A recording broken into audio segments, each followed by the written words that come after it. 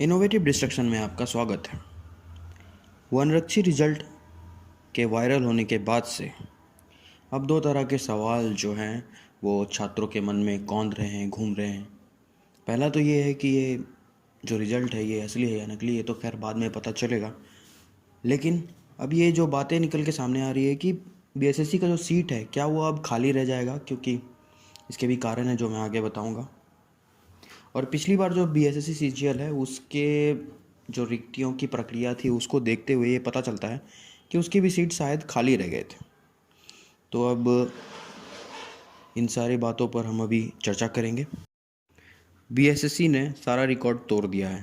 Question paper leak होने के बाद अब रिज़ल्ट भी लीक होने लगा है। अब खैर अभी इस बात की पुष्टि होनी बाकी है कि ये वायरल रिज़ल्ट फेक है या ओरिजिनल।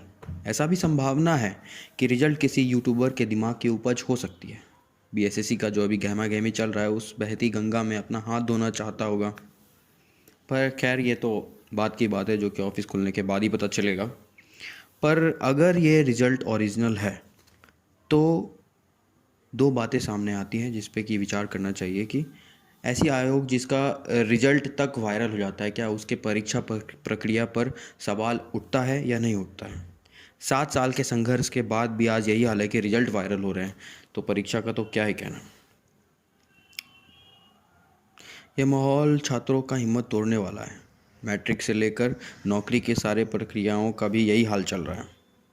अगर ये रिजल्ट ओरिजिनल है तो दूसरा बात यह है कि ये जो छात्रों को सेलेक्ट किया गया है इसका बेसिस क्या है, किस आधार पर छात्रों को चुना गया है।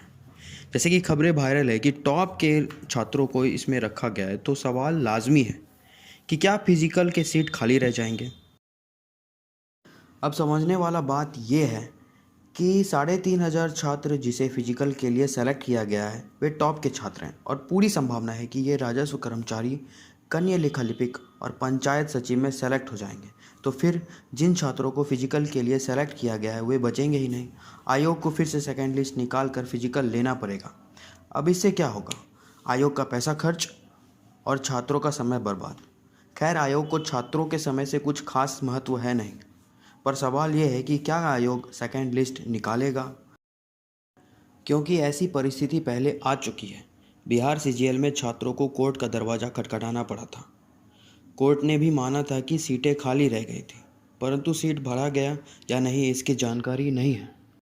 अब सवाल यह है कि हम क्या कर सकते हैं, क्या किया जाना चाहिए, आयोग को क्या करना चाहिए। आयोग क्यों नहीं पहले राजस्व अधिकारी, पंचायत सचिव और कन्या लेखा लिपिक की रिक्तियों को भर लेता है और फिर बचे हुए छात्रों को फिजिकल और टाइपिंग के लिए बुलाता है। 13,000 की वैकेंसी से जितना छात्र उत्साहित हैं, लगता है कि आयोग उतना ही कंफ्यूज हो रहा है। खैर आगे जो भी हो देखा जाएगा। जो भी खबर सामने आती है आप सबके समक्ष रखता रहूँगा। तब तक के लिए नमस्कार। इनोवेटिव डिस्ट्रक्शन के साथ जुड़े रहें। आप सबका धन्यवाद।